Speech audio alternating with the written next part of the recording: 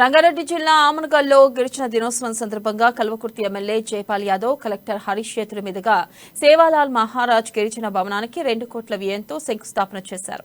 అనంతరం ఆమనగల్ మాడుగుల వెల్లండ మండలంలోని పలు గిరిజన తాండాల్లో గ్రామ పంచాయతీ భవనాలతో పాటు సీసీ రోడ్లకు శంకుస్థాపన ప్రారంభోత్సవాలు చేశారు.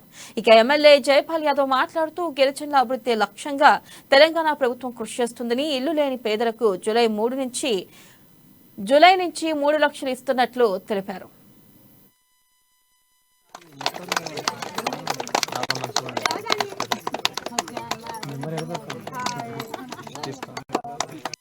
తెలిసింది కాబట్టి హామీ ఇచ్చి మా ఇంకో మనిషికి ఇవ్వగలని చెప్పి కోరుకుంటూ ఇప్పుడు ఎమ్మెల్యే గారిని మాట్లాడాలని కోరుచున్నాం.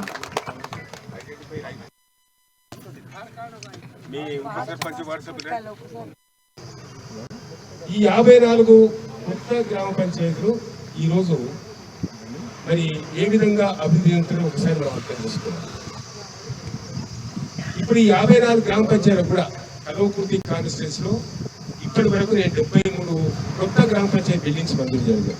ఇంకో 11 గ్రామ పంచాయతీలు కూడా ఇప్పుడు మంజూరుకి సిద్ధంగా ఉన్నాయి.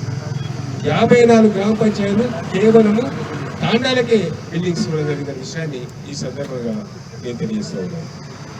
అంతేకాదు ఇప్పుడే కొండల్లో, గుట్టల్లో, కోనల్లో, సుదీర ప్రాంతాల్లో, గ్రామాలకు చాలా దూరంలో ఎలాంటి సౌకర్యాలు లేక ఉన్నటువంటి గిరిజన తాండాలకు అన్ని గ్రామాలకు కూడా మిషన్ భగీరథ, ప్రతి గ్రామానికి స్వచ్ఛమైన నీరు, ఎవరు కూడా బావు దగ్గరకు లేకుండా ఎక్కడో బోరింగ్ దగ్గరకు పోయి